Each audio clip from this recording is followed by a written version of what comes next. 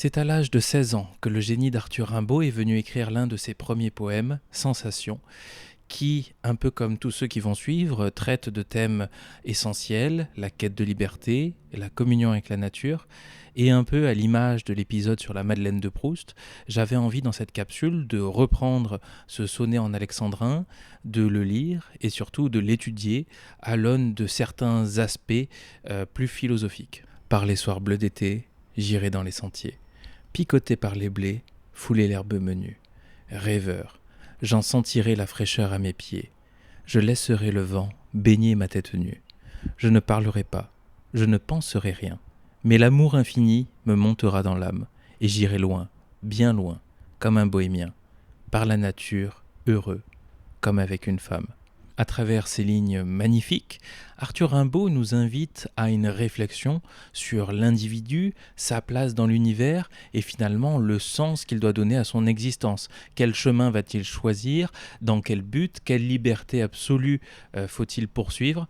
Donc c'est cet ensemble finalement de réflexions que j'avais envie de reprendre aujourd'hui. Ce qu'il vient mettre en lumière dans un premier temps avec sa plume, c'est la recherche de l'être authentique. C'est l'individu qui existerait sans les artifices de la civilisation. Et c'est pour cela que quand il dit qu'il ne parlera pas, qu'il ne pensera pas, finalement on se retrouve face à un individu qui est dans un état prélinguistique, quasi instinctif, qui va pouvoir enfin être en pleine harmonie avec lui-même, mais aussi avec le monde qui l'entoure. Et c'est pour cela que la poésie d'Arthur Rimbaud est assez proche de la pensée de Jean-Paul Sartre, pour qui la liberté absolue de l'homme, c'est sa capacité à choisir son chemin en dehors de toute norme sociale qui lui serait imposée. Et finalement, Rimbaud fait surtout la promotion d'une communion avec la nature qui dépasserait l'expérience humaine habituelle. C'est aussi un état qui pourrait évoquer à certains aspects le panthéisme philosophique.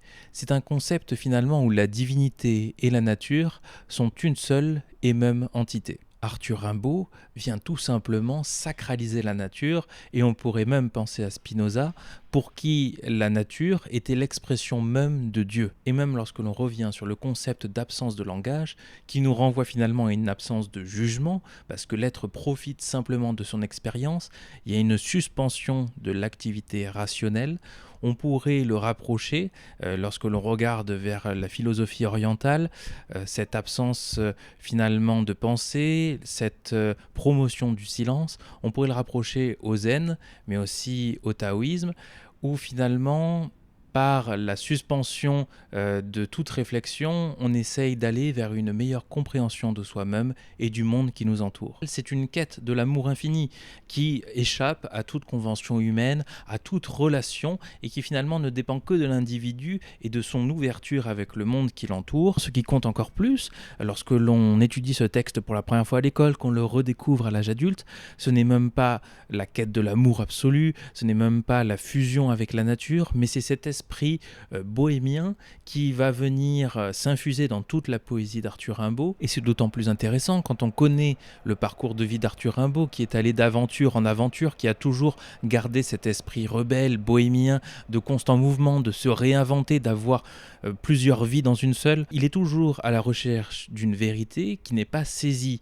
Et il y a donc cet esprit un peu rebelle, cet esprit d'aventure, cet esprit que rien n'est figé et qu'il doit tout le temps partir à la recherche de soi et du monde qui l'entoure. Si vous avez apprécié cette petite capsule sur Arthur Rimbaud et l'un de ses textes phares, qui est l'un de mes préférés, n'hésitez pas à me le faire savoir en commentaire, à y suggérer peut-être des sujets que vous aimeriez voir traités à l'avenir, et d'ici là, prenez soin de vous.